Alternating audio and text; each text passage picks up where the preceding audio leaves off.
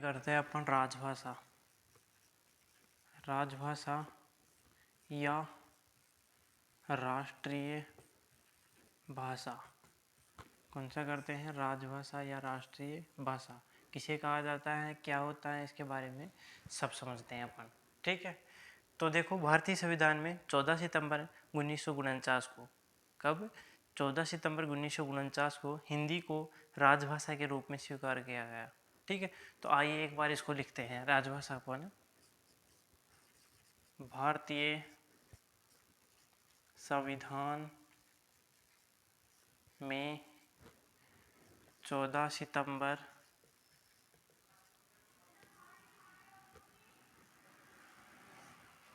1949 को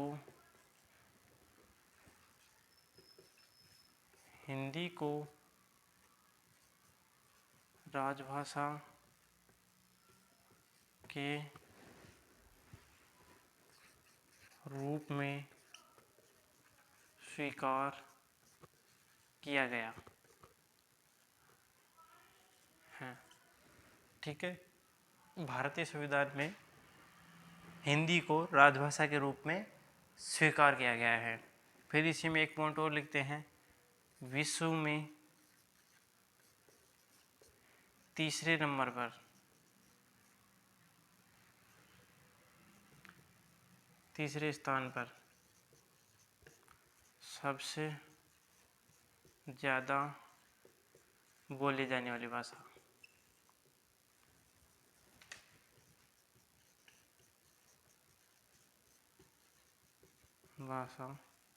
हिंदी है।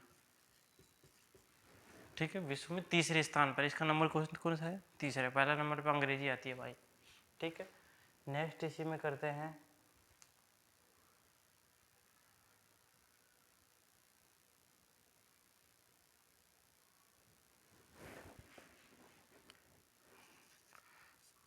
भारत के अधिकांश लोग हर क्षेत्र में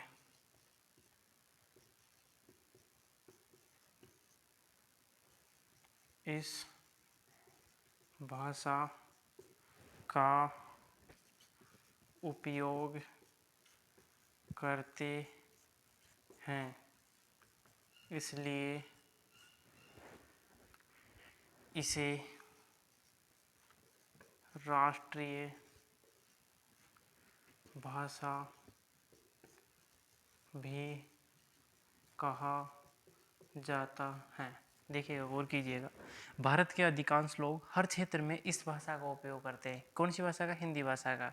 ठीक है, इसलिए इस भाषा को या इसे राष्ट्रीय भाषा भी कहा जाता है।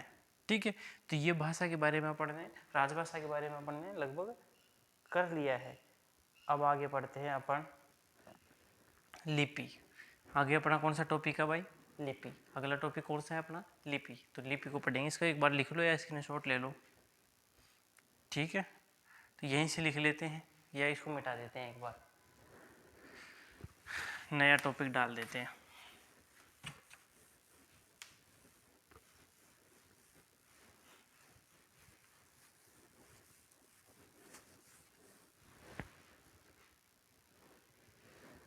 ठीक है, लिपि। लिपि भाषा को लिखने के लिए, ठीक है, भाषा को लिखने के लिए जिन चिन्हों का उपयोग किया जाता है उसे लिपि कहा जाता है। ठीक है, तो इसके बारे में परिभाषा पढ़ते हैं अपन। भाषा को लिखने के लिए जिन चिन्हों का उपयोग किया जाता है उसे लिपि कहते हैं। भाषा को लिखने के लिए जिन चिन्हों का उपयोग किया जाता है उसे लिपि कहा जाता है। फिर इसी में एक लाइन और पढ़ो, मोस्ट जो इम्पोर्टेंट सब लिखवा रहा हूँ मैं।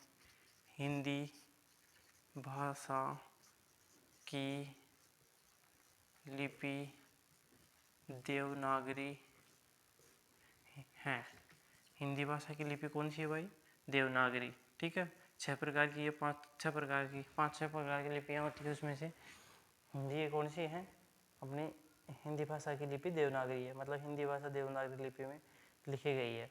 ठीक है, और पढ़ते हैं। फिर देवनागरी एक वर्ड आया तो इसमें इसको पढ़ते हैं, देवनागरी लिपि की विशेषताएं। क्या पढ़ते हैं? देवनागरी लिपि की विशेषताएं।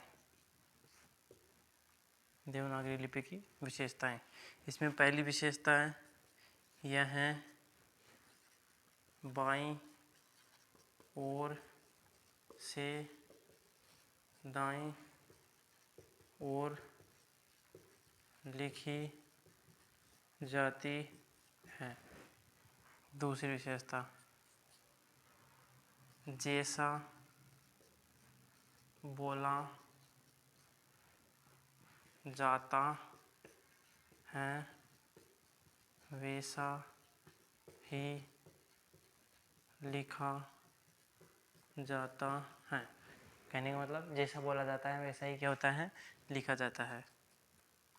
चौथी विशेषता, इसके अक्षर, तीसरी विशेषता सॉरी, इसके अक्षर सर्वोत्तम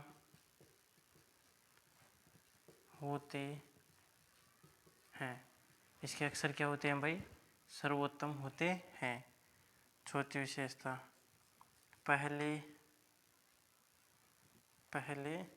दोबारा लिख देते हैं, पहले स्वर और फिर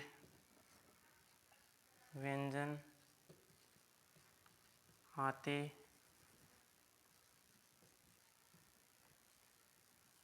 हैं। पहले स्वर और फिर क्या आते हैं? व्यंजन आते हैं। ये 4 विशेषताएं हैं, पर्याप्त 4 विशेषताएं। देखो देवनागरी लिपि की विशेषता क्या है भाई? पहली बात तो ये बाईं ओर से दाईं ओर लिखी जाती है। कैसे? जैसे अपन अभी लिख रहे हैं, इधर बाईं साइड है तो इधर से लिखना प्रारंभ करेंगे, दाईं की तरफ से लिखते लिखते चले जाएंगे। दूसरी विशेषता है जैसा बोला जाता है वैसा का वैसा ही लिख दिया जाता है। तीसरी विशेषता है इसके अक्षर सर्वोत्तम होते हैं, मतलब अच्छे होते हैं। ठीक है, पहले स्वर आते हैं और फिर क्या आते हैं? व्यंजन। पहले स्वर और फिर क्या आते हैं भाई? व्यंजन आते हैं। तो ये सारी क्या हो गई? देवनागरी लिपि की विशेषताएं। तो लिपि और राजभाषा दोनों अपन ने इस वीडियो में कंप्लीट कर लिया है। अब अगला वीडियो में अगला टॉपिक लेंगे। ठीक है, तो अभी तक यहाँ तक का क्या करो, उतार लो आप एक बार।